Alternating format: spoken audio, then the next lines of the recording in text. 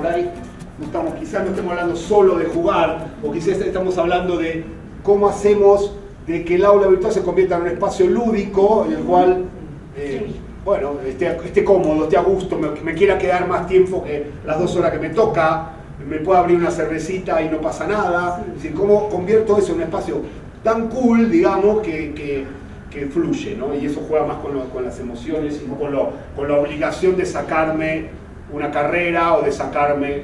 Y esto creo que es uno de los grandes problemas de la educación, ¿no? El tema de que estoy obligado a sacarme la carrera y me pierdo en el camino. Bueno, vamos por aquí. Nos vamos a quedar con 4. Entonces, vamos a poner ahí unos. ¿Querías plantear uno más? Sí.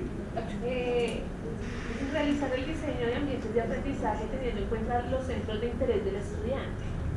¿Qué le interesa aprender y para qué le interesa? ¿El qué, el por qué, el cómo?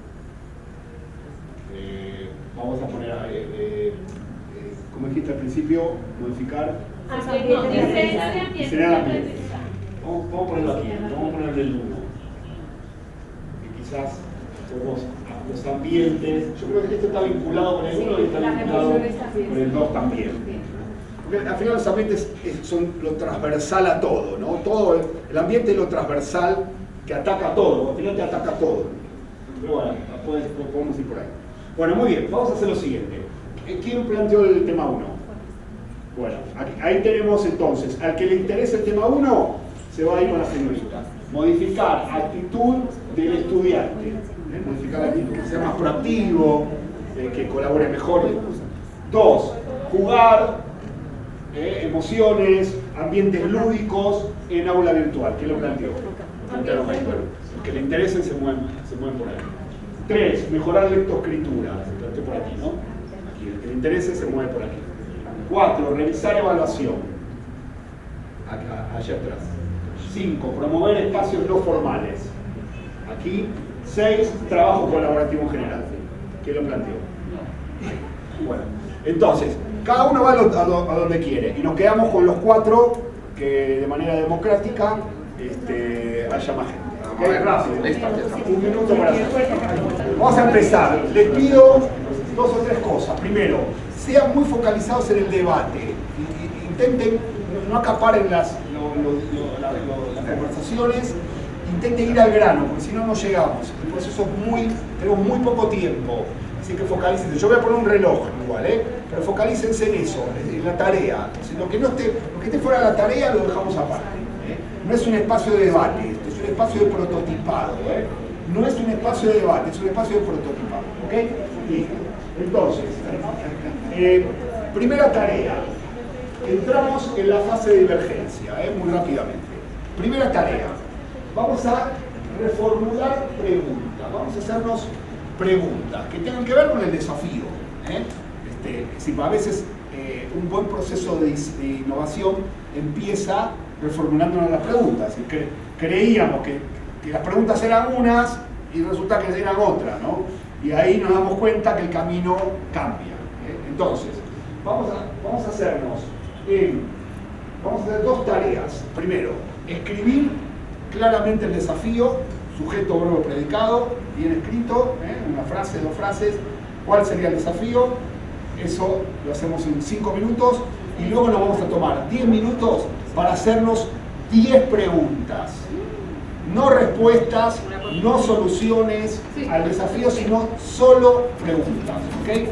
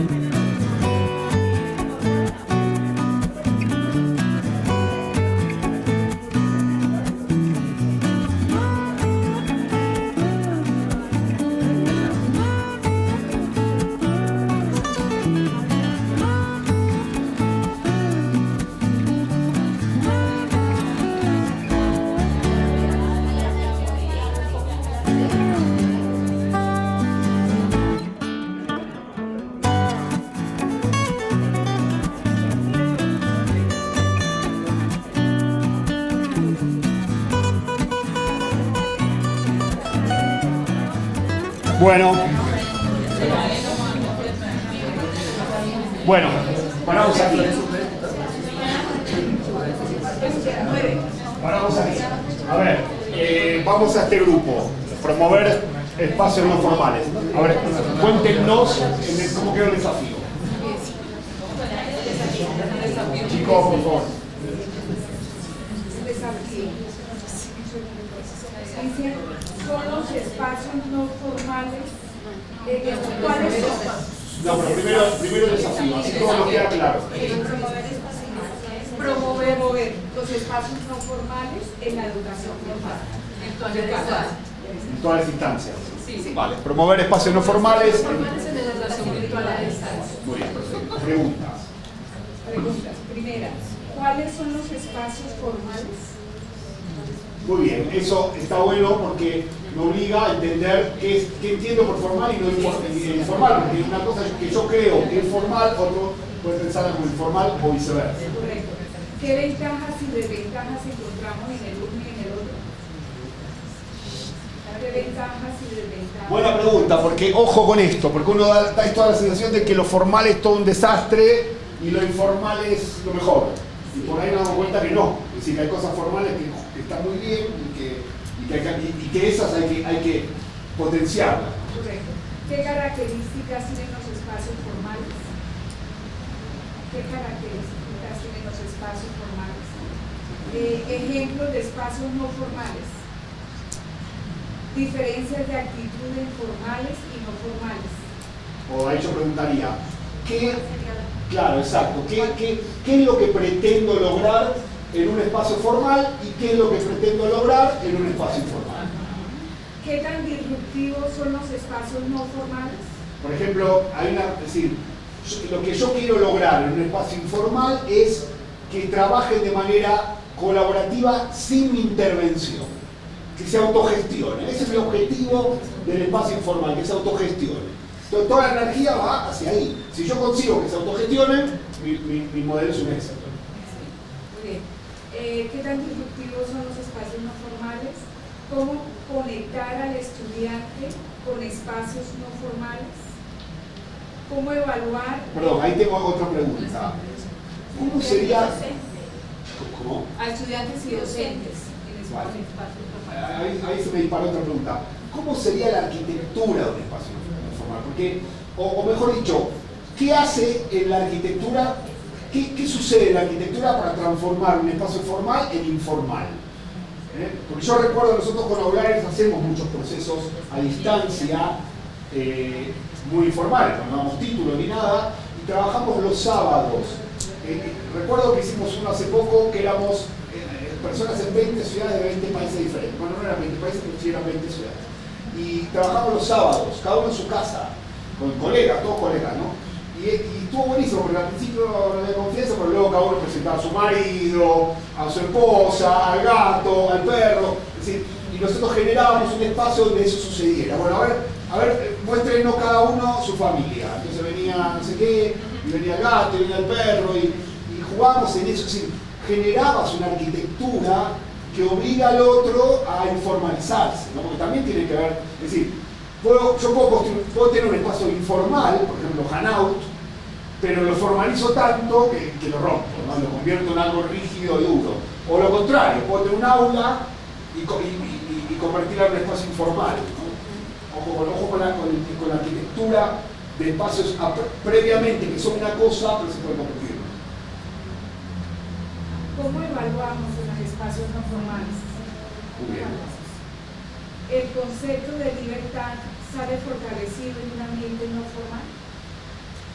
¿Y cómo construimos la relación entre estudiante y docente en un espacio no formal? Muy bien. O es necesaria, yo preguntaría, ¿es necesaria la relación entre docente y alumno en el espacio no formal? ¿O cuál es lo que decíamos antes? ¿Cuál es el rol del docente? Porque por ahí, es decir, el rol del docente consiste en diseñar los espacios y que sucedan cosas. Y si yo entiendo que en el espacio informal, es decir, yo diseño un café y yo no sé lo que pasó en el café después, que hablaron, pero tampoco me importa, lo importante es que yo sé que se juntaron en el café. Lo que conversaron, no importa, algo habrá pasado ahí. Es decir, el solo hecho que interactúen en un espacio nuevo ya pedagógicamente es productivo, ¿no? Sí, eso también influye. Bueno, muy bien, muy interesante. ¿Una más? Muy bien, perfecto. Lectoescritura, aquí. ¿Cómo quedó el desafío? El desafío quedó lograr una coherencia entre lo que se lee y se escribe. Lograr una coherencia entre lo que se lee y se escribe o se procesa. Muy bien. En las preguntas. En cuanto a la comunicación, ¿el problema es de cognición o de lenguaje? Muy bien. Yo tengo una pregunta clave ahí. Cuando salió este tema, me tengo claro. ¿Es siempre necesario tener una buena lectoescritura? Porque si yo estoy en un espacio de cultura maker, por ejemplo, yo trabajo en muchos espacios de cultura maker, de diseñadores, de programadores, y su nivel de lectoescritura es muy bajo, pero son unos cracks. Entonces, es decir, ¿cuándo es necesario tener una buena lectoescritura? Porque por ahí me estoy equivocando. En un entorno de cultura maker, ¿es necesaria la lectoescritura? No, la verdad que no. Es decir, depende. ¿Cuándo es necesario? ¿No? Porque a veces creo que el error nuestro, y lo dije hoy cuando hablamos del paso de educación monomediática basada en la lectoescritura a educación transmedia. Evidentemente la lectoescritura es fundamental, pero el error nuestro es creer que siempre es importante, que en todos los procesos pedagógicos la lectoescritura es importante. Entonces, claro, si te mandé a leer un libro y no lo entendiste bien, eres un desastre. Y por ahí no, eres un desastre ahí, pero si te pongo a cacharrear, eres bueno. Claro que en virtual es más relevante que en presencial. No necesariamente, porque tú puedes tener un espacio virtual en cultura maker y no... Ojo con eso, ¿no? Es importante separar. Sí. La segunda, ¿es necesario leer para poder escribir? Muy bien, muy bien. Tercera. ¿Es necesario escribir? O sea, volvemos a lo mismo, ¿no? ¿El problema de lectura es por no tener una rutina adecuada? Cuarta, ¿para qué se escribe y para qué se lee? Ahí yo tengo otra pregunta. Este es un tema muy actual, muy actual. Yo tengo una pregunta. ¿Qué entendemos por una buena lectura? La lectura fragmentada y la escritura fragmentada, que es típica de los screenagers, ¿es correcta o no es correcta? ¿Es pertinente o no es pertinente? Ojo con eso, porque la cultura del libro en la educación es una cultura que se está perdiendo mucho, de manera acelerada. Pero yo soy de los que piensan que los jóvenes leen mucho más ahora, que un chico de 15 años lee mucho más ahora que cuando yo tenía 15 años. Porque yo solo leía libros, y escribía muy poco. Uno a los 15 años escribe muy poco. Prácticamente no escribe, excepto en la escuela. Pero ahora están todo el día en WhatsApp, en esto, acá, escriben, tienen sus canales. Entonces, claro, es otro tipo de... Y entonces, eso hay que entenderlo. Porque por ahí, claro, si le queremos imponer nuestra cultura de la lectoescritura, que viene de otra generación, a jóvenes, por ahí estamos pegándonos en una pared. Siempre va a ser una pared. Muy bien. ¿Se necesita leer para poder expresarse y escribir? Otro tema. ¿Es útil y pertinente lo que se lee y lo que se escribe? ¿Qué tipo de textos son necesarios para poder expresar las ideas? ¿Qué competencias? Perfecto. Hago una pregunta. Cuando hablamos de texto, hablamos de textos escritos. ¿Una conferencia TED es un texto? Entonces, jugar con el concepto de texto que sea superador del texto, de lo que todos entendemos a priori como texto. ¿Qué competencias necesita una persona para tener coherencia entre lo que se lee y lo que se expresa? Fíjense que eso es interesante porque yo puedo hacerle a los chicos ver, vieron que las conferencias TED están catalogadas por grupo, ¿no? por área de conocimiento. Yo puedo decir, bueno, señores, para la tarea para la próxima sesión es que se vean todas las conferencias TED vinculadas con el área de conocimiento de lo que estamos hablando ahora. Y que vengan aquí, cada uno de ustedes le diga una idea que le pareció significativa. Entonces viene ella y dice, a mí uno dijo que el futuro de la educación es no sé qué, y lo dijo por aquí, por aquí, por aquí. Perfecto, muy bien, ¿tú qué? Y así. Y nadie leyó nada, ni nadie escribió nada. ¿Pero es pertinente el proceso pedagógico? Sí. Y se trató de ver videos y de expresar videos. No hubo lectoescritura en ningún momento del proceso. Por eso es importante. Porque a todos se nos dificulta escribir. ¿Y un buen lector es un buen escritor? Dicen que un buen escritor sí o sí tiene que ser un buen lector, siempre. Pero no lo contrario. Bueno, muy bien, pero ahí empieza a surgir. Esto tiene. Este tema para mí, según mi comprensión del asunto, me parece que estamos muy aquí. Que tenemos que. Lectoescritura me parece muy status quo. Ojo, cuando digo status quo no digo que esté mal, pero es muy status quo. Tiene que ver con una forma de entender la educación decimonónica, que viene de mucho tiempo, ¿no? Y estamos más o menos todos los que estamos acá estamos anclados ahí. ¿Qué pasa si nos salimos un poco de ahí? Y entendemos a la lectoescritura como un proceso pedagógico muy relevante, pero no necesariamente el más importante. Lo dejo para que lo piensen. Muy bien. Desafío 3. El tema de, juegos. El reto es proponer la lúdica en ambientes de aprendizaje virtuales como estrategia de enseñanza-aprendizaje para proporcionar desinformación. Muy bien, mucho mejor que yo me había animado aquí a mezclar jugar con emocionar, porque alguien planteó eso, y con empatizar, pero ahí está mucho mejor. Es que la lúdica encerraba... Abarcaría todas esas... Abarcaría todas, sí. Entonces, preguntas. ¿Cómo hacer que los estudiantes teoricen a través de la lúdica? Bien. Dos. Eso ahí está la clave del tema de los videojuegos, ¿no? Sí, cuando... miren, siempre cuento una anécdota, me contó un profesor alguna vez, me dijo, estaba el otro día, fuimos a ver con mi hijo una película de la Segunda Guerra Mundial, entonces estábamos un profesor con un hijo adolescente, 15 años, y entonces terminó la película y me dijo, no, papi, pero esto está mal lo que decís, porque en realidad cuando los aliados crecieron, y hizo todo un análisis, ¿no? Entonces, ¿y tú cómo sabes esto? Bueno, pues estoy jugando a un juego que soy soldado de aliado en la Segunda Guerra Mundial. Claro, cuando tú juegas tienes que entender qué pasa, que están los aliados, que están los alemanes, que en un momento los americanos se metieron en la guerra, entonces te llegaron un montón de soldaditos que de otro lugar. Es decir, tienes un montón de información que te ayuda a comprender mejor el juego, pero que es información histórica, ¿no? Y es completamente lúdico. 2. ¿Cómo interactuar con los estudiantes por medio de la didáctica en el aula virtual? 3. ¿Cómo el docente propone estrategias en el aula virtual asociadas a la lúdica que vinculen aprendizajes divergentes? Ahí tengo una pregunta yo. ¿Cómo hacer que jueguen y llevar ese juego que se convierta en un output, en algo, en el aula virtual? Sí, pues creería que eso es lo que el aplicativo desde la productos, no celular, no se interactuaran y crecieran dentro de la aula. Bueno, eso puede ser una solución, puede haber muchas, ¿no? Sí, porque tú juegas. ¿Cómo hago para que jueguen? ¿Cómo hago para que ese juego se convierta en algo significativo para mi proceso de aprendizaje? Siguiente. ¿Qué competencias debe desarrollar el docente para la implementación de estrategias en el aula virtual? Fundamental. Muy importante. Quinto.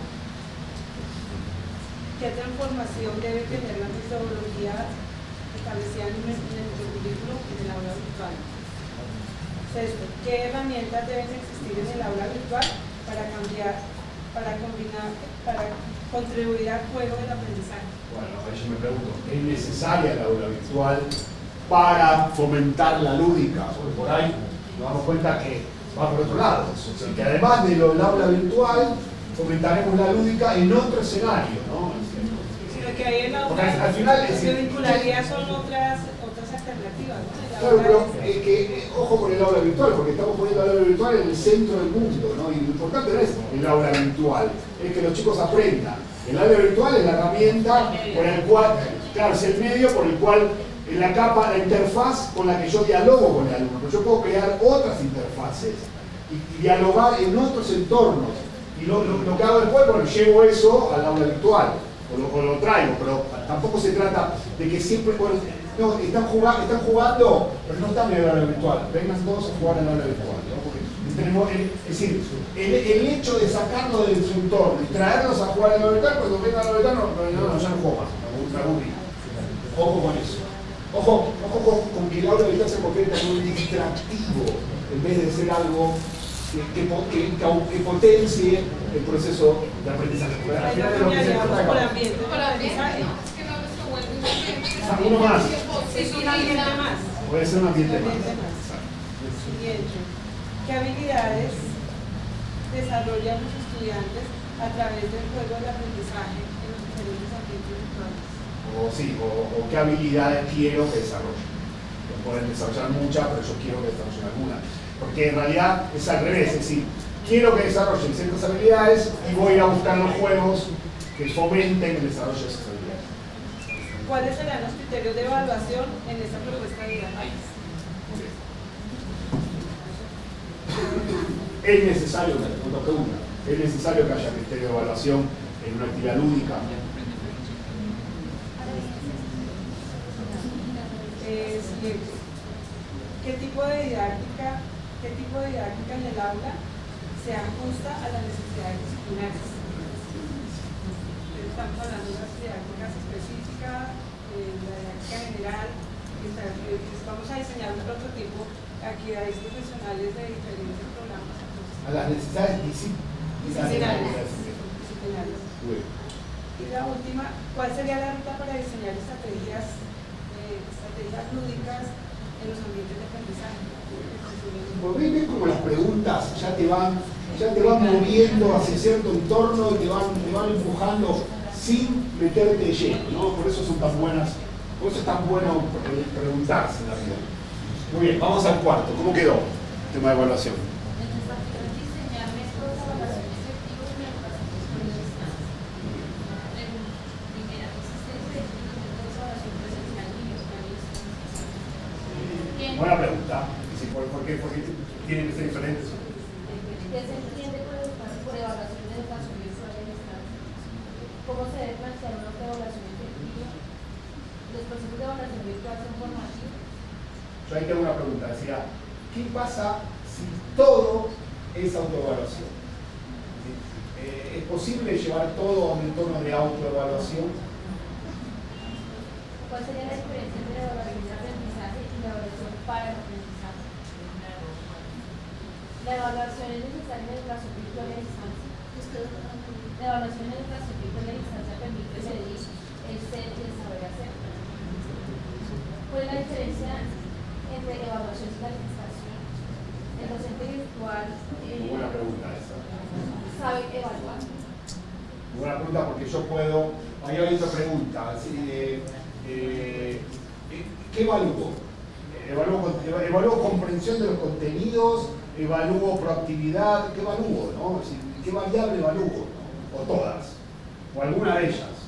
Y la última es qué características debe tener una buena evaluación. Bueno, perfecto. Ahí ya empezaron a ver algunas preguntas interesantes. Muy bien. Vamos al próximo ejercicio.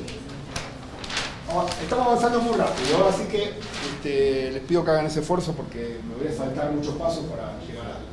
Vamos a hacer un ejercicio que se llama de costo-relevancia. Vamos a trabajar con dos variables, la variable costo, la variable relevancia. ¿Qué significa? Que vamos a pensar ideas vinculadas con esas dos variables. Costo es o costo económico, o en el caso nuestro, que no es tanto costo económico, podría por ejemplo ser costo de recursos humanos. ¿En qué sentido? Vale, si para hacer algo necesito que alguien me haga una bueno, eso es un alto costo, ¿no? O necesito 20 personas que lo hagan conmigo, eso es un alto costo. O necesito mucho tiempo, eso es un alto costo, ¿no? Es decir, alto costo, bajo costo. Y por otro lado, la variable alta relevancia, baja relevancia. Y entonces vamos a pensar acciones en cada vértice, ¿ok? Entonces, las peores de todas, o las menos exitosas, son las que son de alto costo y baja relevancia. Vamos a pensar una sola, aunque sea vinculada aquí, con el desafío, siempre con el desafío. Una acción que sea de alto costo y baja relevancia. Por ejemplo, miren, se me acaba de ocurrir una que se hace y siempre me parece un poco increíble, ¿no?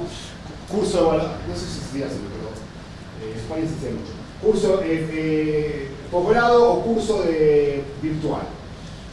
El examen, claro, el curso virtual, todo el curso virtual, pero el examen, para que no nos engañen, para que no haya cheating, lo llamamos a todos a Bogotá el sábado 25 de octubre y los ponemos a todos a hacer a que se sienten en una silla, cierren todo, traigan el DNI y hagan un multiple choice.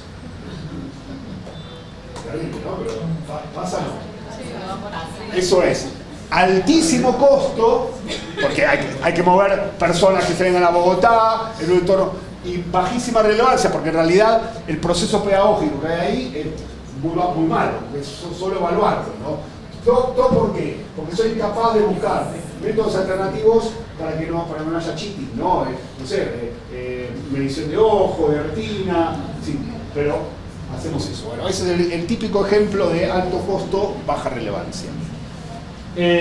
Alto costo, alta relevancia. Normalmente no es bueno hacer algo caro, pero puede ser bueno, porque yo puedo estar muy convencido, porque prototipé cosas, de que hacer algo es muy relevante, aunque sea caro. Y bueno, yo lo hago. Puede estar bien hecho, ¿no? Vamos a pensar una acción aquí. Luego, bajo costo, baja relevancia. Normalmente son acciones que están bien. ¿Por qué? Porque a pesar de que sean poco relevantes, son muy baratas. Y entonces, claro, si están bien hechas, la relevancia puede subir. ¿Qué quiero decir? Bueno, hago un canal en YouTube y hago el primer video en YouTube.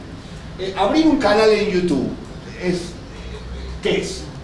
Bajo costo, pero también es baja relevancia. Hay millones de canales en YouTube. Que yo haga un canal más en YouTube no me hace un docente innovador, Ojo con eso.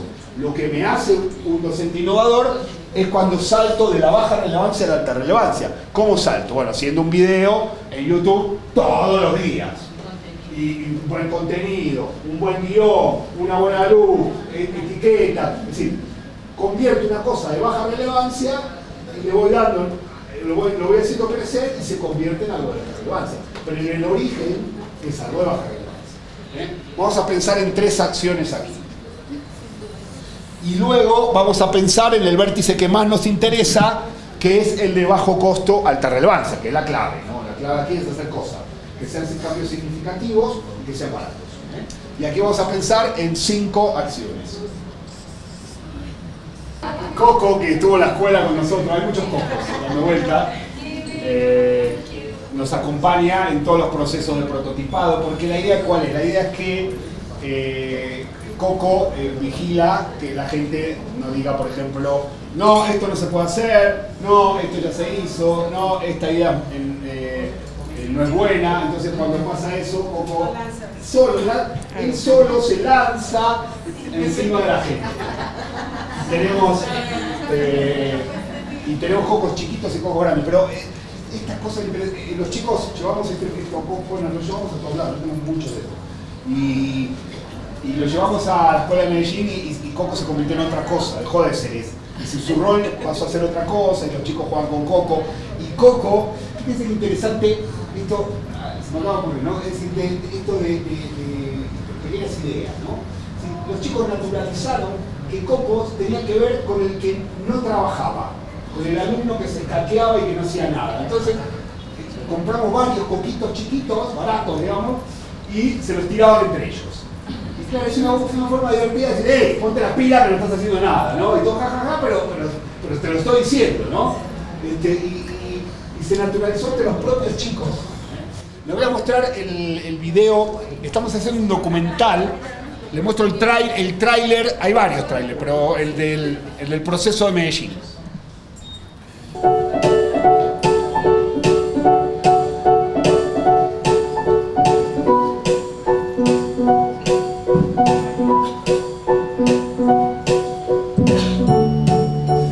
Cosa clave en todo esto, ¿no?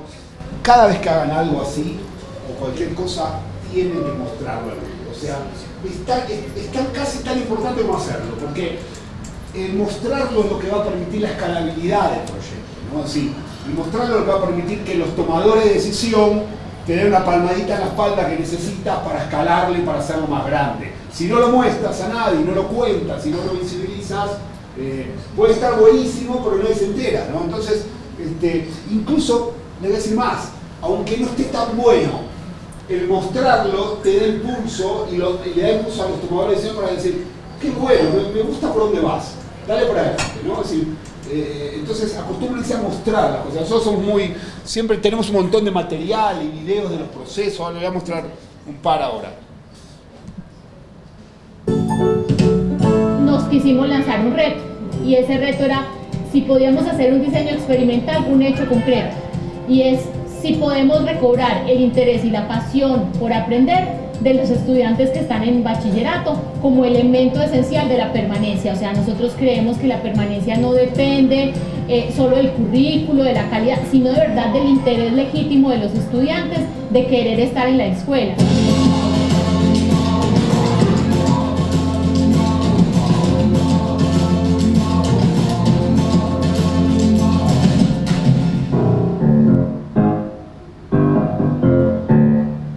En este momento la institución educativa está viviendo una oportunidad muy importante para la comunidad educativa, de manera específica para los chicos y las chicas de bachillerato. El reto gigantesco que estamos viviendo todavía, yo pienso que es darnos la posibilidad de demostrarnos que sí es posible hacerlo de otra manera, y efectivamente lo estamos haciendo y lo estamos viviendo.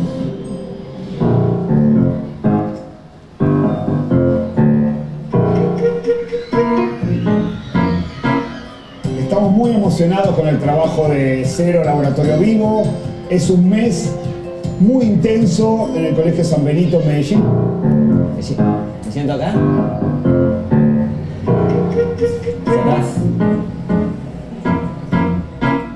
Bueno, Laboratorio Vivo es una suerte de paréntesis que se abre en la escuela para probar y experimentar cómo algunas metodologías de aprendizaje basadas en un problema, construcción de comunidades de aprendizaje y trabajo en equipo, pueden ayudarnos a explorar cosas distintas y diferentes formas de aprender.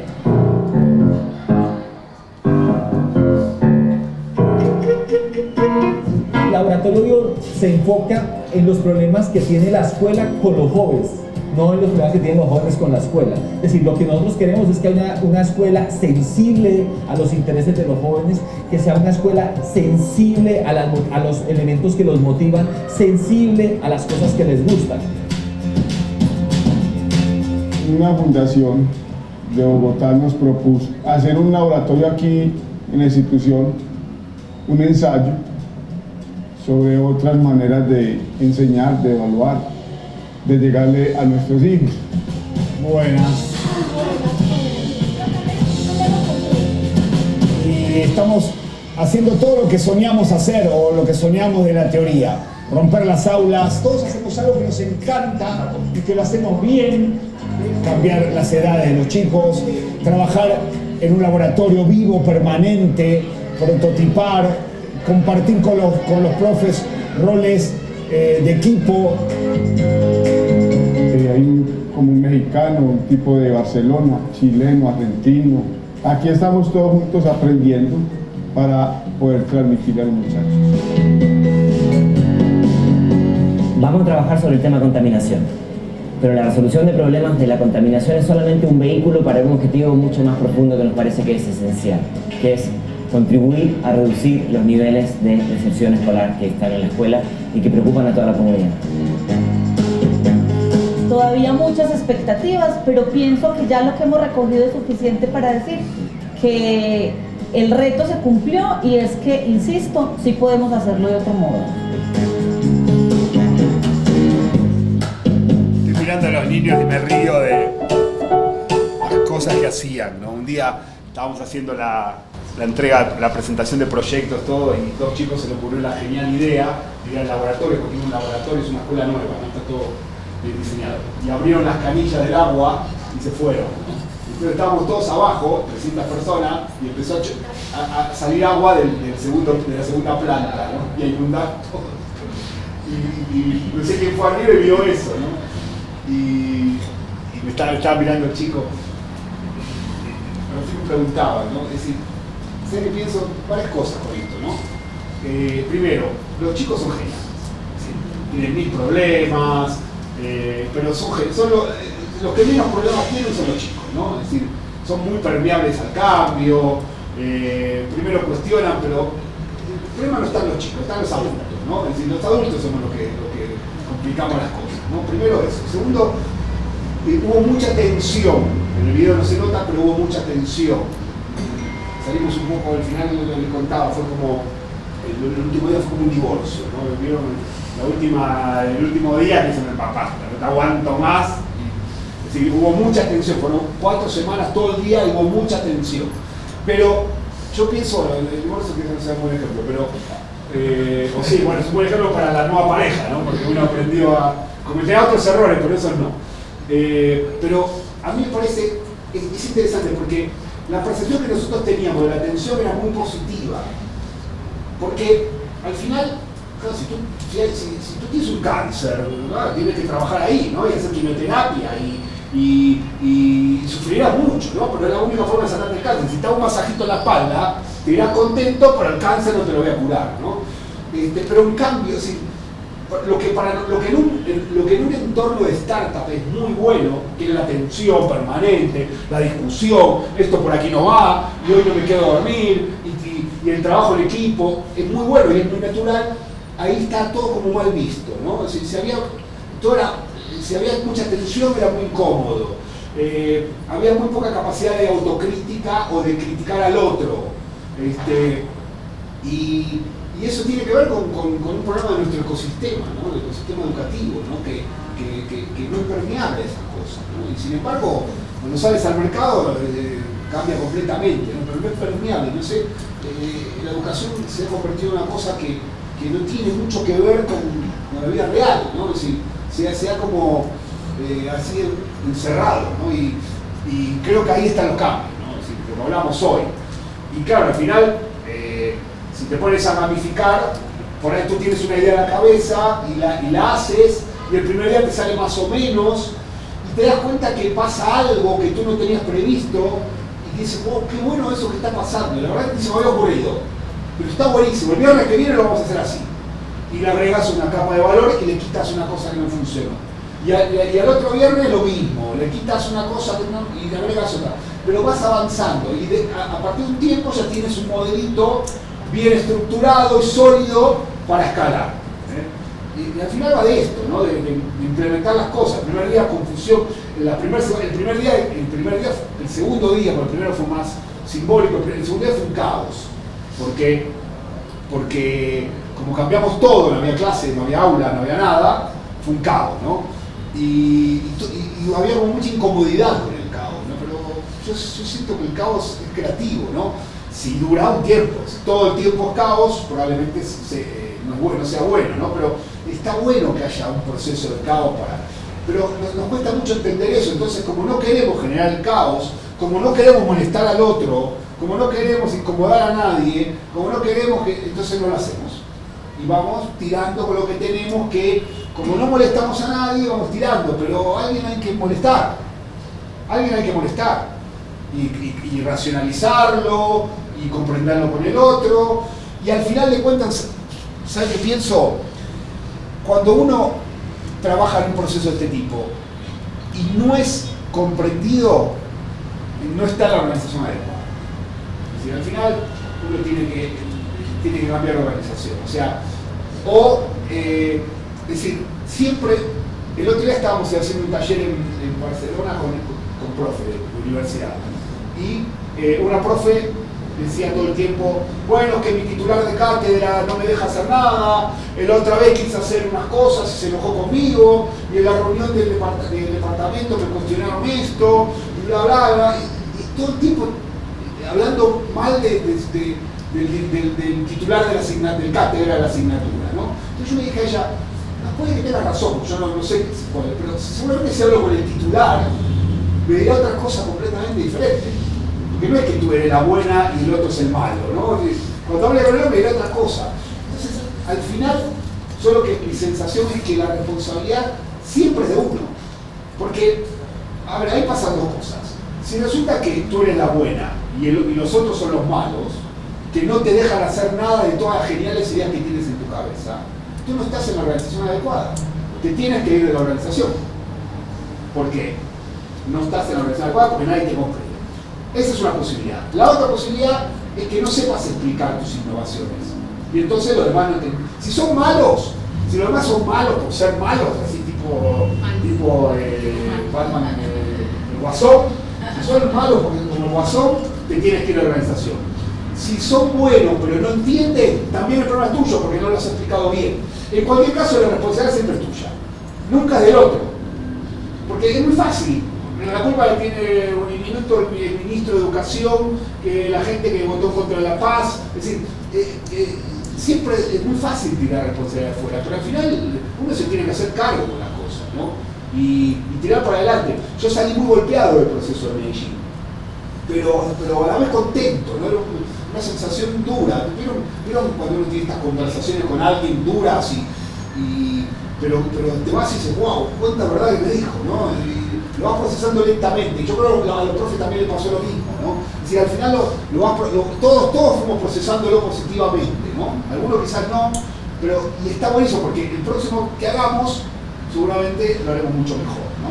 Pero si no pasamos por esa situación completamente disruptiva, todo hubiera sido lento, ¿no? Si la idea era no tocar hueso, bueno, vamos a entrar despacito y vamos a hacer un tallercito 1 hora por día. Entonces me tocas hueso, nunca tocas hueso. Entonces no tocas hueso, no rompe nada, ¿no? Es decir, hay que romper algo.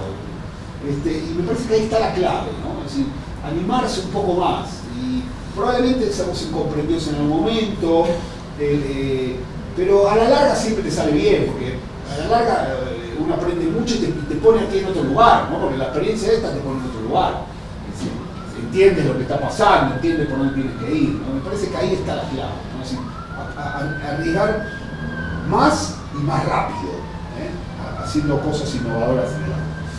Bueno, muy bien. Eso me salió un discurso político. Votemos por Hugo. Es que los que se encargan de educación nunca son votados, ¿no? Los eligen los políticos. Ese es el problema. Bueno, ¿qué tenemos ahora? Vamos a hacer, sigamos. Esto no lo vamos a exponer para no, estaría bueno exponerlo, pero si no vamos a perder 10 minutos en eso. Vamos a hacer otro ejercicio más complicado, que es un ejercicio de hibridación. Vamos a intentar hibridar. ¿En qué consiste? Hoy lo expliqué en la conferencia por arriba, lo voy a explicar ahora un poco más.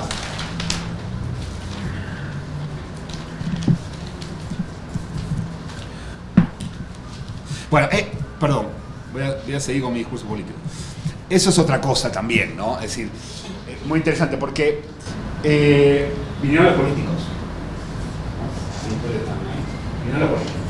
Y claro, vinieron y se soltaron, es decir, no se dieron cuenta de nada de lo que estábamos haciendo y soltaron todo un discurso positivo y todo, qué bueno esto, y estamos cambiando la educación. No, había un caos ahí, total, ¿no? Es decir, no, este es el colegio modelo y que Medellín va a tener un montón de colegios modelos nuevos, pero en realidad no había nada de modelo al principio en eso, era un colegio nuevo, pero con todas las mismas prácticas siempre, solo que el edificio era nuevo, ¿no? Ahí te das cuenta cómo se hace marketing innecesario, y Medellín además es muy típico, de cosas, de innovaciones que en realidad no lo son, ¿no? Claro, en el corto plazo es bueno, porque te lleva los aplausos, pero en el largo plazo no es bueno, porque cuando rascas mucho te das cuenta que no hay nada, ¿no? Entonces, ojo con eso, ¿no? Porque es engañarse a uno mismo, ¿no? En el sentido si yo vengo y les digo aquí, todo funcionó de mil maravillas, diseñamos un proceso genial y los profes entendieron, ustedes me creerían porque no estuvieron ahí, me creerían, pero no, yo les digo, no, eso fue un caos, nos pasamos mal y nos peleamos un montón y yo cometí un montón de errores. O sea, y también está bueno hacerse cargo de eso, porque si no todo parece que somos todos unos genios, ¿no? Sí, todos somos unos genios. ¿Y quién está haciendo las cosas mal? Porque al final todos estamos haciendo las cosas bien. ¿Y quién les está haciendo mal? Porque alguno las está haciendo mal.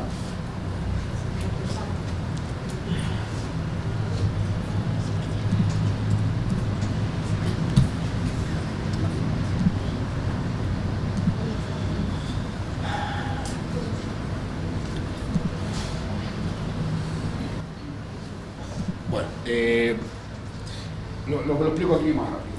Bueno, vamos a hacer lo siguiente. Vamos a, en base al desafío, vamos a hacer un ejercicio de hibridación que consista en lo siguiente.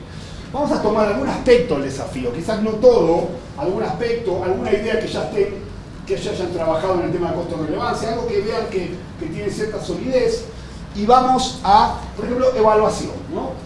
Autoevaluación. Digamos, bueno, tenemos que ir hacia modelos de autoevaluación. La idea es que empecemos a diseñar modelos de autoevaluación. La gente se autoevalúe y donde el rol del docente sea más del diseñador de la autoevaluación y la fiscalización de la autoevaluación y no de la evaluación en sí misma, ¿no? Perfecto, listo. Vamos por ahí. Vamos a pensar en qué otro ecosistema industrial, en qué otro entorno, en qué otro mundo se autoevalúa y funciona bien. Y esto puede sí.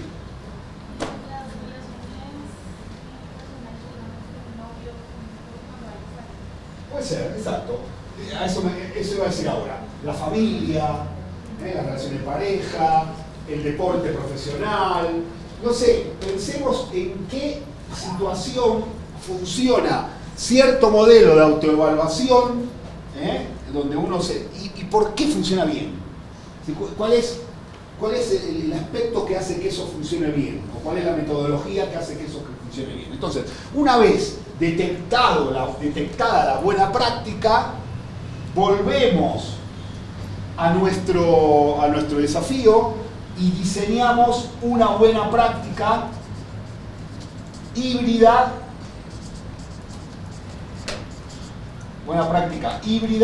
que conecte la buena práctica del otro ecosistema con lo que nosotros queremos hacer. Y de ahí va a salir nuestra buena práctica. O nuestro prototipo, ¿no? Nuestro pequeño prototipo. ¿Se entiende? Entonces, paso 1, definir cuál es el tema.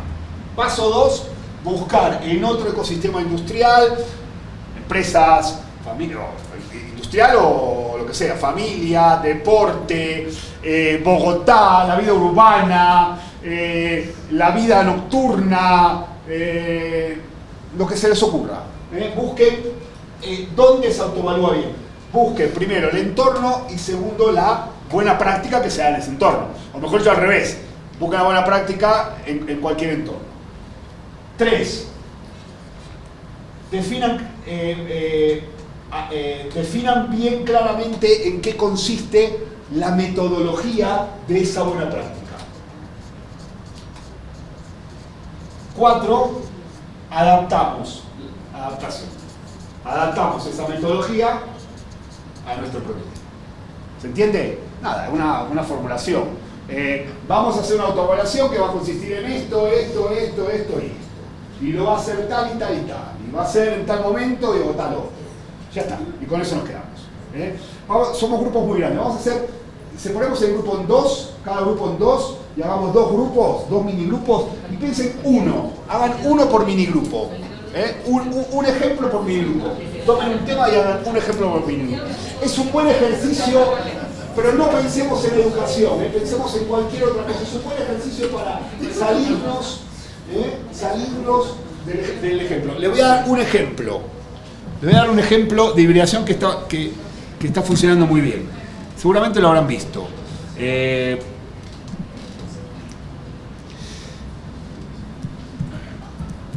Resulta que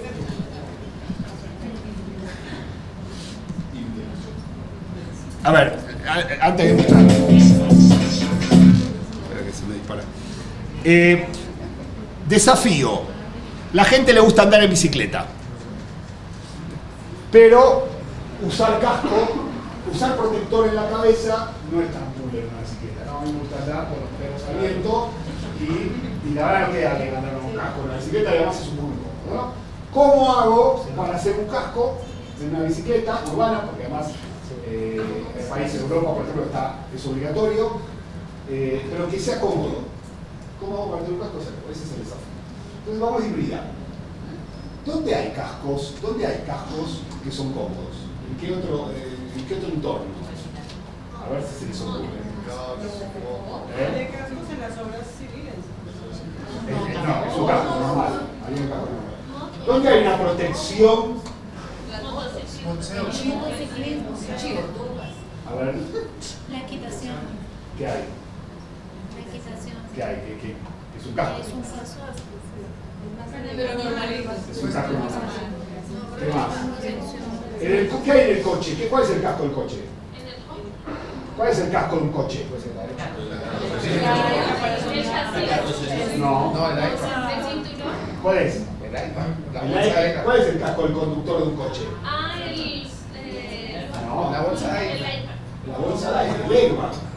El casco de un conductor, del acompañante ahora, pues es obligatorio, es el airbag. O sea, tengo un casco invisible en el volante y en el plástico del acompañante, que nadie lo ve, ni sabe que está ahí, pero el día que te pegas un porrazo, se prende y te muere. Entonces dijeron, vamos a hacer un airbag para bicicletas. Y esa es la ideación. Cogieron una buena práctica y la llevaron a un entorno completamente. Bueno, a ver qué tenemos. Vamos, que nos den un ejemplo por grupo, a ver, que nos parezca más apropiado. Más que nada para ver el proceso. A ver, vamos al revés. Grupo 4, evaluación. A ver, un ejemplo. Primero, buena práctica externa. Elijan un caso. Buena práctica externa, ¿cuál sería? Vamos a caer sufriendo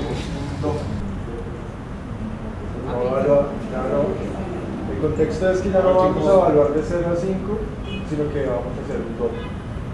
Cada estudiante plantea su DOF.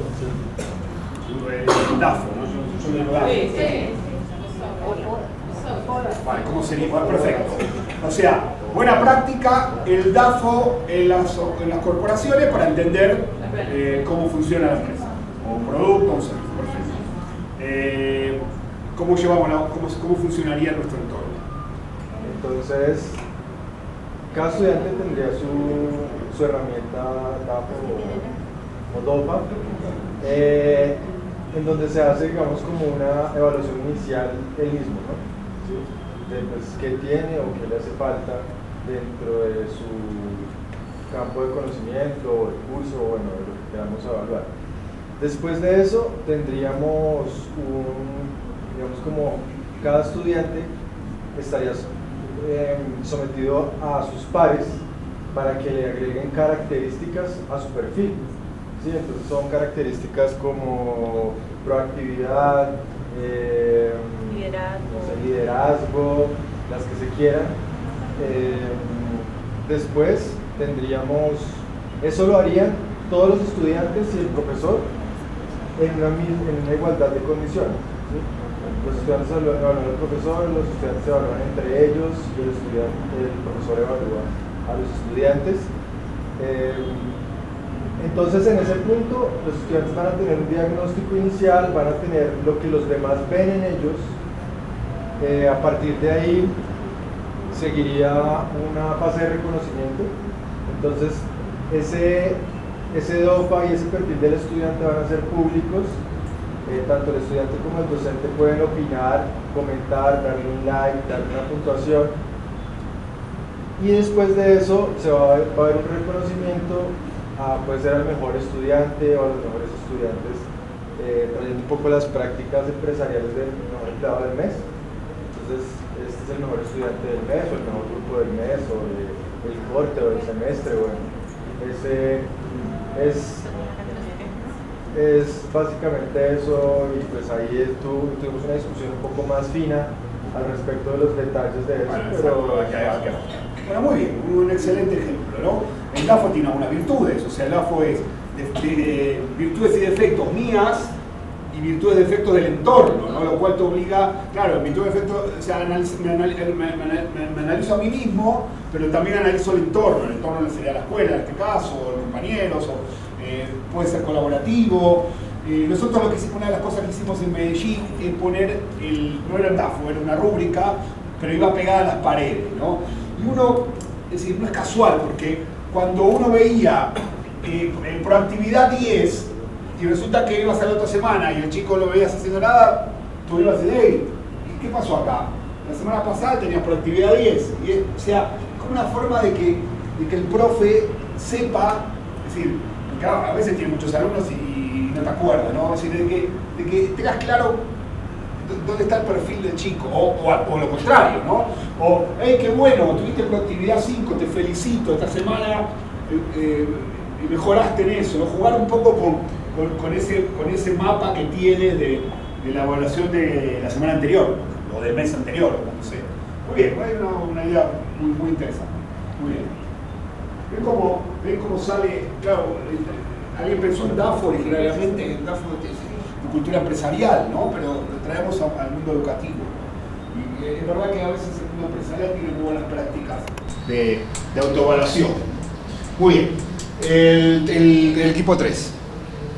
A ver, ¿a qué ecosistema fueron? ¿A qué buena práctica fue? Al marketing. Fuimos al marketing y pensamos en la experiencia de un producto como Coca-Cola, que básicamente lo que ha hecho y una de las formas de posicionarse y de ser marca y de estar en la mente de todo el mundo, y es porque es de todas las generaciones y en todos los países, es a través de todo lo que involucra. Entonces involucra el tema de los sentidos, aprovecha temas como el ciclo vital, le habla a todas las poblaciones, utiliza todas las fechas más importantes del año. Entonces hay cosas en la Navidad, hay cosas, les habla de la amistad, habla de la familia, habla de diferentes cosas. Entonces pensamos que en el contexto educativo podríamos tomar una experiencia o una estrategia como la del marketing, especialmente de Coca-Cola, para proponerle a los estudiantes experiencias, decíamos, multisensoriales y que involucren también el contexto, o sea, que cualquier concepto que vayamos a trabajar siempre esté muy mediado por todo eso que estamos muy dados en que la educación siempre la hemos limitado a lo visual y auditivo, en el mejor de los casos, pero no involucramos los otros sentidos y los procesos educativos y formativos también saben, también se sienten desde otros lugares y también involucran espacios de contexto. Entonces, generar laboratorios, o sea, que cualquier escenario sea un laboratorio, el barrio, la ciudad, que tenga que ver con los sentidos y con los escenarios. Ahí se podría pensar que ¿cómo hago para, una vez que entiendo un concepto, digamos, teórico, lo puedo llevar a una práctica de mi vida cotidiana, ¿no? Es decir, lo puedo convertir en una idea a ejecutar en mi vida cotidiana, ¿no? Coca-Cola tiene una cosa, nosotros trabajamos en 2012 en España con el Instituto de la Felicidad, Coca-Cola tiene un Instituto de la Felicidad, y donde lo que hacen es hacer cosas lúdicas siempre, evidentemente, vinculadas con la felicidad. Y trabaja muy bien en eso, ¿no? O sea, miren, como una capa más de valores. Uno puede pensar en un instituto de la felicidad, ¿no? Es decir, ¿y en qué consiste? Bueno, en hacer cosas que hagan que los demás sean más felices, ¿no? Y cómo jugamos en eso. Coca-Cola juega con el concepto de felicidad, pero nosotros podemos jugar con cualquier otro concepto, ¿no? Y hacer el instituto de ese cualquier otro concepto, ¿no? Y está buena esta idea de ponerle nombre a las cosas, de hacer un branding, de llegar al aula y decir, aquí está el instituto de la felicidad, y de siempre remitir a eso, es decir, establecer unas categorías, ¿no? Ahí puede haber, me está faltando un poco más de desarrollo, pero me parece un buen disparador. Y a propósito de lo que dices, nos hemos encontrado con experiencias, una vez le parece jocoso, pero nos encontramos muchos compañeros y colegas profesionales que manejan mucho el tema de que a cada actividad le ponen un título, a cada cosa. El aula ambiental que estábamos hablando, tenemos una compañera en otra de las regiones que la sede es muy pequeña y toda es en cemento, no solo tiene una sola montañita verde, y ella le dice a los estudiantes, bueno, a él los invito a que pasen al aula ambiental. Y eso ha sido un concepto que ha generado todo tipo de recordación, y los estudiantes ya hablan de ese espacio cuando van a ir a sentarse un momentico allá, que es el único espacio que tienen verde en toda la sede. Bueno, pero ves que interesante porque conviertes un defecto en una virtud y le das una vida nueva que no tiene, porque ese espacio verde puede ser el espacio de la reflexión y puede ser el espacio donde... Yo siempre pensaba en eso, ¿no? ¿Por qué las universidades no tienen... hace poco estaba en Puebla, en una biblioteca, no tenía libros. Y había un montón de pads y sofás en el suelo. ¿Por qué no podemos? Por ejemplo, chicos, hoy es la clase sin zapatos. Entonces, se sacan todos los zapatos. Y a partir de ahora vamos a trabajar. Claro, el hecho de sacarse los zapatos condiciona, será más relajado. Sin zapatos y sin sillas. Y sin zapatos y sin sillas. ¿Qué pasa? ¿Ya están con los regalos? ¿Está? A ver, ¿qué es esto? ¿Esto es comida, regalo? ¿Qué es esto? Bueno, no, pero momento. Estamos en medio de un curso, Chicas, momento. Estamos en medio de un curso. Si empieza a regar, se me dispersa la gente. Esperemos que termine el curso, ¿ok? Miren, hablando de eso, muchas gracias. Después esperemos que termine el curso. Miren, hablando de eso, les quiero mostrar en lo que hicimos en Argentina. Esto fue muy bueno. Una profesora de matemática de una escuela de Buenos Aires les hizo diseñar a los chicos de la escuela de Buenos Aires juegos de mesa para llevar a la escuelita rural que estábamos trabajando nosotros en la clase de matemática. Entonces diseñaron un montón de juegos de matemática, de suma y resta, y lo dibujaron y trajeron como 50 juegos de mesa en una clase, en una asignatura de matemática de escuela de bachillerato. Y aquí está, mira, aquí está el videíto que hicieron para el proceso. En una hora, en una hora. Una fábrica de juegos.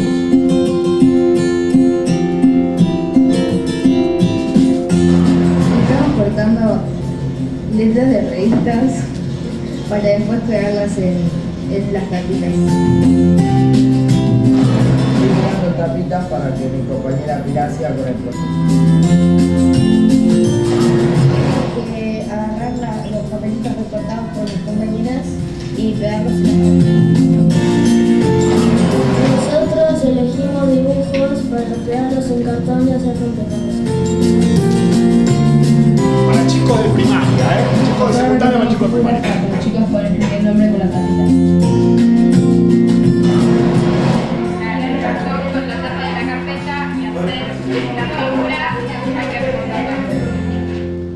Cada juego tenía sus instrucciones.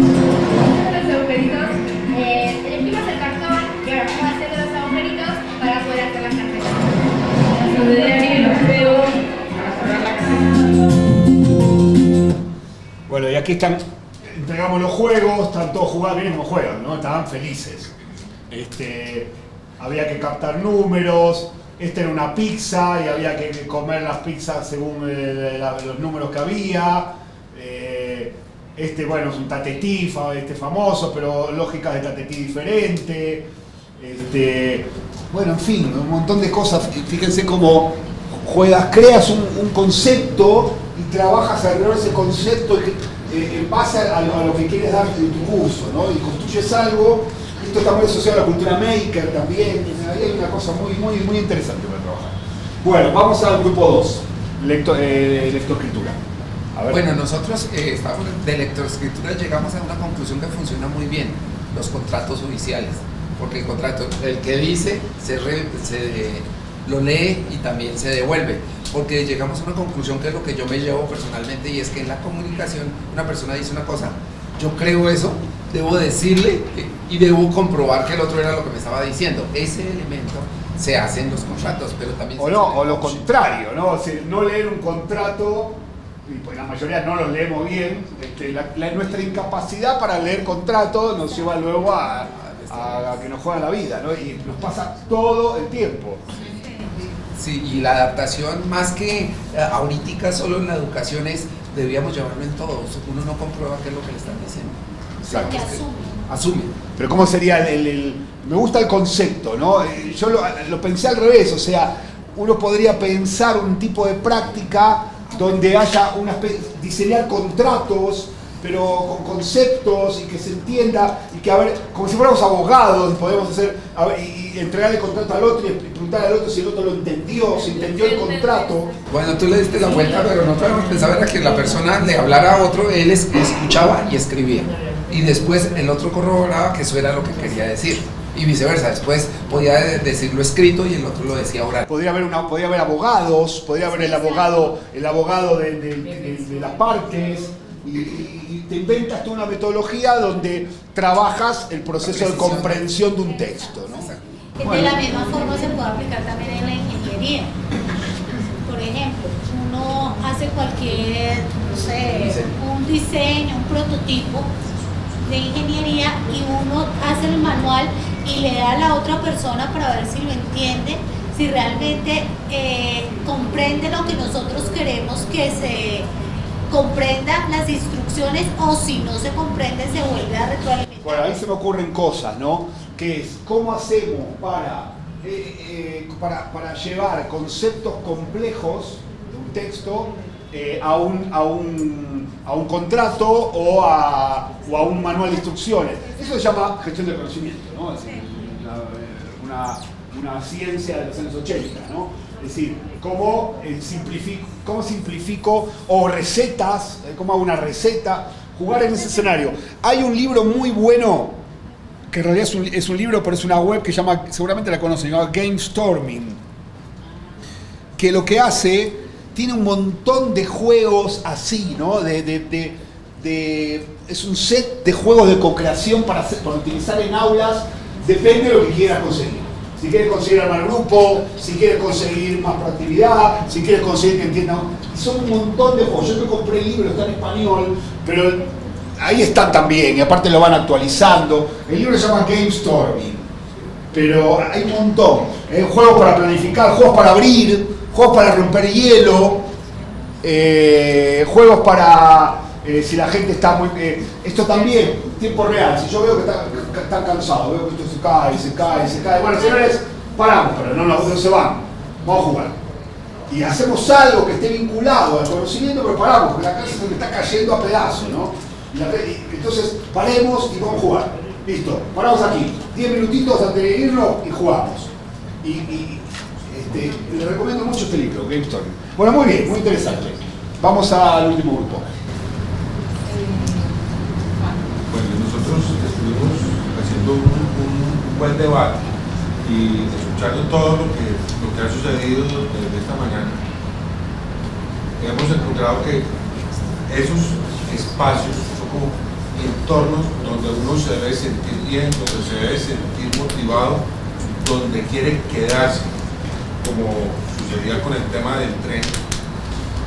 Y encontramos para la divulgación que ese espacio son los cafés literarios o los cineforos, donde uno se reúne alrededor de un tema que convoca a todos de una manera atractiva, donde uno realmente se quiera quedar y donde cada quien puede tener diferentes miradas alrededor de un mismo tema, que es lo que permite la cultura. Entonces, contábamos de un ejemplo real de ejercicio que se hizo, en donde estamos en un grupo y bien sea hay unos poetas en el grupo o invitamos expresamente a poetas, y las personas que no saben de poesía le cuentan al poeta lo que quisieran decir y el poeta lo escribe. Entonces, por un lado hay un ejercicio de creación, pero si uno quiere, el que no es poeta también tiene un ejercicio de aprendizaje, y de esa manera, digamos, como que vinculamos un tema y empezamos a que entre todos nos jalonemos y expresemos lo mejor de nosotros mismos en ese ambiente amable, acogedor, motivador. Esa es la explicación que nosotros tenemos. Muy bien, muy interesante.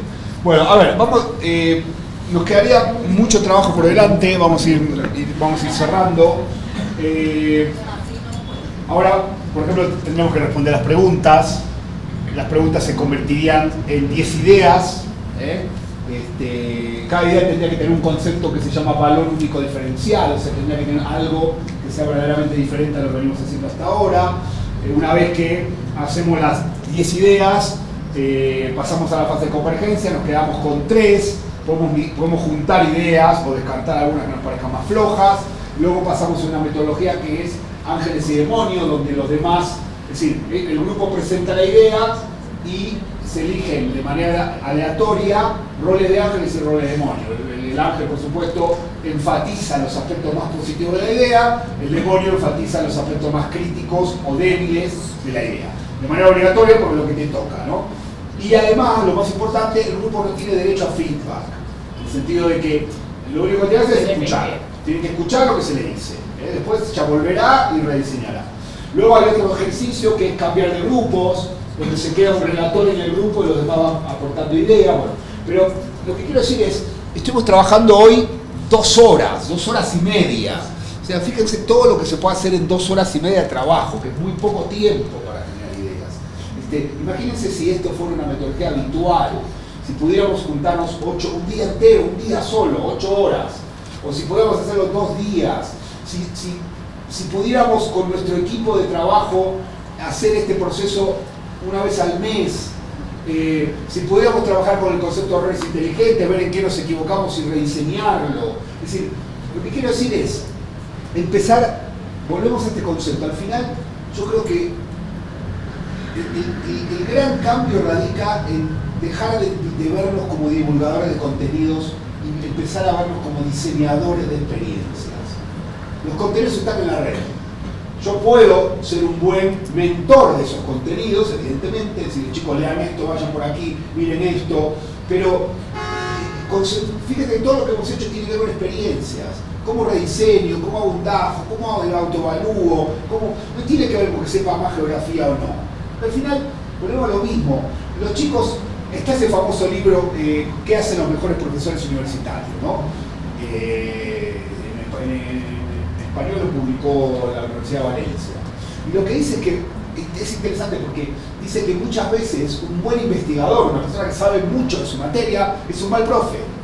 Porque es un excelente investigador, pero bueno, en fin, no sabe llevar grupos, es muy introspectivo, no tiene paciencia, y por ahí una persona que sabe mucho menos de la materia es un excelente dinamizador de grupo, porque al final ¿de qué se trata? Se trata de que yo te empujo hacia adelante, ¿no? Después tú te buscas la vida y hablarás con ese investigador y él te volará la cabeza en el tema, pero el que te empujé fui yo. Es decir, lo necesitas a los dos, pero lo inverso es lo malo. Lo inverso es que quieras que te empuje él y me quieres a mí para que te explique la teoría. ¿Sí? Y eso, a veces pasa eso, ¿no? Estamos haciendo las cosas al revés. Yo creo que nosotros tenemos que empujar. Y si no estamos empujando, estamos haciendo las cosas mal. No importa si no estamos a la última en el campo de conocimiento, si nos falta un poco, que también está bueno estar a la última, pero si no los empujamos, no funcionó. Y yo creo que ahí está nuestro gran debate, ¿no? Como profe, ¿no? No motivar a los chicos. Yo creo que ahí está, me parece a mí, la gran obsesión, ¿no? De no motivar a los chicos, que todo se haga pesado, que cada clase sea dura de llevar, que los chicos no vengan y vienen cuando están obligados a venir. Cuando todo eso pasa, es un problema nuestro. Estamos haciendo las cosas mal. Entonces, o nos dedicamos a otra cosa, porque no somos buenos docentes, podemos ser buenos en otra cosa, o cambiamos nuestra forma de actuar. Me parece que es clave eso, porque en la medida que sigamos siendo autistas y presionando con la obligación y con tú no viniste nunca, y con tomar lista, ¿no? Todas estas cosas policiales, carcelarias, como decía Foucault, ¿no? El libro de Foucault, ¿cómo era? Famoso, que analizaba las cárceles, y decía que las escuelas eran cárceles. Vigilar y castigar. Si seguimos vigilando y castigando, está muy mal lo que hacemos, está muy mal. Entonces yo los invito, yo sé que ya están en esta línea porque están aquí, porque sé que están alineados con esto, pero pónganse a hacer las cosas chiquitas, hagan un DAFO, hagan esto, hagan la otra, si les va bien hagan otra cosa más, jueguen, cambien las interacciones, no pasa nada, la clase no tiene que durar 2 horas, la clase puede durar 10 minutos, yo puedo prepararme una mega conferencia TED de 10 minutos y eso es la clase, y luego que hagan lo que quieran y se vayan porque yo ese día tengo que hablar con ella y tengo que hablar con ella, y necesito media hora para ella y media hora para ella, porque los necesito hablar, porque son los que se me están cayendo, y necesito hablar con ellos. Entonces, hagan lo que quieran. Y si me viene alguien y dice, ¿por qué? No, porque hoy mi pedagogía fue una clase teórica de 10 minutos y necesito hablar con 2 personas. Y si no, no te parece bien, mira, lo lamento. Y le das el debate ideológico, le das el debate pedagógico. Es decir, tal debate pedagógico, si una autoridad dice, no, tú tienes que estar, a mí me ha pasado más de una vez. Les cuento un ejemplo. En la Universidad de Barcelona, yo tenía un curso de último año, a las 8 de la mañana, y de gente que trabaja, último año de universidad, chicos que habían quedado relegados, y era una asignatura de último año, eran 10 chicos. Bueno, el primer día vino 10, después vino 9, vino 8, los chicos cansados para trabajar, había un chico que trabajaba de noche, un día se me durmió en clase. Entonces yo cuando a la tercera clase que vi eso, digo, mira, hagamos lo siguiente, no más. Vamos a hacer lo siguiente, vamos a poner tutorías online y vamos a hacerlo al revés. Yo les voy a hacer un seguimiento de lo que están haciendo y demás. Y no. Se terminó la clase, de hecho ayer, se terminó esa clase y no tenía sentido. Venían mal, venían incómodos, dormidos, no tenía sentido esa clase. Gente que trabajaba, ¿no? La gente que trabaja todo el día, no lo van a levantar para venir a una clase a esa hora. Por supuesto fue un escándalo. Me vino a ver, me dijo, no, pero usted no puede hacer eso. Lo voy a hacer igual. Si no te gusta, yo lo voy a hacer igual. Y le di el debate pedagógico. Y no le gustó, pero yo se lo di igual. Y de eso se trata, ¿no? De defender las ideas que uno tiene. Por supuesto no se trata de escaquearse, pero este también es otro debate. Y lo hablaba, esto fue hace muchos años, pero yo lo hablaba. Es decir, mira, si tú crees que, si tú me tratas a mí como un delincuente, que yo en realidad lo que quiero con esto es no venir, es decir, si tú no confías en mí, estamos fatal. Es decir, porque tú lo que estás pensando es que yo no quiero venir, que me quiero escaquear, que quiero cobrar la clase sin venir. Es decir, y esta conversación con esa lógica no tiene ningún sentido. ¿Me entiendes? Y hay que dar el debate ideológico ahí, hay que dar el debate pedagógico ahí. Y hay que discutirlo y llenarse de argumentos, ¿no? Y ver qué pasa ahí, a ver qué pasa. En esa tensión, jugar en esa tensión. Bueno, espera, les quería comentar algo más. ¿Qué era? Miren, les quiero mostrar un videito.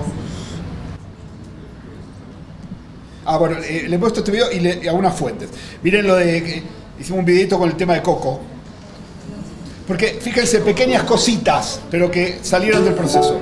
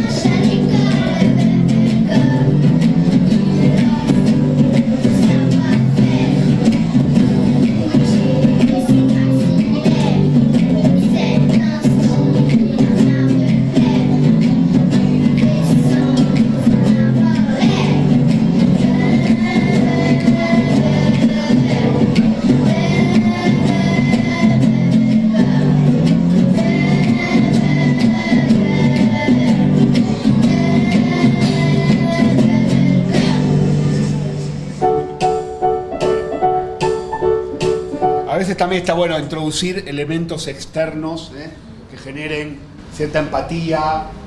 Podemos pensar en Coco, puede ser muchos animales diferentes, ¿no? Y es Coco para el tema de los que estén en contra de pensar diferente, pero puede ser un perro para el que esté siempre quejándose, puede ser, y podemos comprar los peluches y llevarlos y jugar, no sé. Sí. Bueno, buenas tardes, noches ya. La experiencia que yo tenía desde mi aula, yo estoy dictando la parte de licenciatura de arte infantil y este semestre estoy dictando una clase que se llama Cognición y Desarrollo. Es muy importante que los estudiantes de licenciatura manejen estrategias diferentes y aprendan a conocer los materiales ya existentes. En la clase pasada, la tutoría del sábado pasado, les llevé dados y les llevé el mini arco. Ninguno conocía el mini arco ni ninguno sabía manejar el mini arco, ellos ya van en quinto semestre y algunas ya ejercen. Para ellas ponerlas a jugar en el mini arco fue algo sorprendente. Una actividad de mini arco que la arma un niño de 5 años de preescolar en 3 minutos, ellas se demoraron 20 minutos. Fue mucho tiempo y decían, no, ¿cómo hace un niño para armar esto? Y yo les explicaba a ellas que a veces nosotros como maestros no conocemos otras herramientas que nos facilitan. Igual el manejo de los dados, yo les decía, el dado no es solamente para jugar parqués. Entonces les enseñaban, nos sentamos en el piso, hicimos el círculo, ellos eran los niños, y lanzaban los dados, cuenten los dados, cuántos les salieron, ahora dibuja los dados, escribe los dados, bueno, y el proceso de suma que se lleva con los dados. Entonces para ellas toda esa experiencia decía, nunca habíamos tenido una clase de estas, o sea, yo no sabía que podía hacer todo esto y tampoco comprendía, o sea, no conocían el mini arco. Yo les decía, el mini arco tiene muchísimas herramientas que desarrollan muchísimo el pensamiento de los niños y más cuando las cartillas se manejan por edades. La mini arco tiene cartillas hasta los 18 años, hay de álgebra, hay de química, hay de geografía, hay de historia, pero si uno no sabe manejarlo, ¿cómo uno como maestro va a ir a aplicarlo en su práctica pedagógica?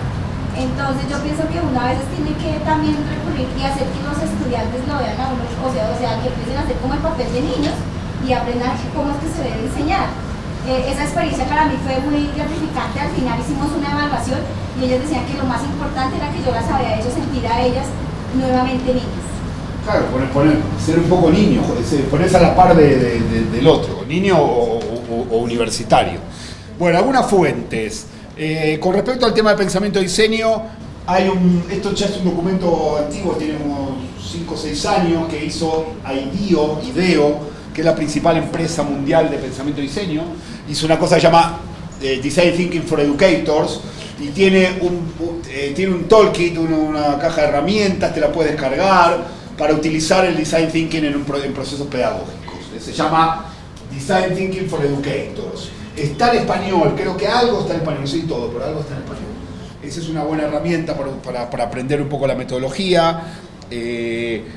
Luego, bueno, esto de Game Storming que les comenté. Quien quiere conocer un poco más lo que es el pensamiento y diseño llevado al mundo real, está la empresa IDEO, que es la gran empresa mundial de pensamiento de prototipado, ideo.com, y ahí tiene un montón de ejemplos de cómo hacer sobre todo innovación social,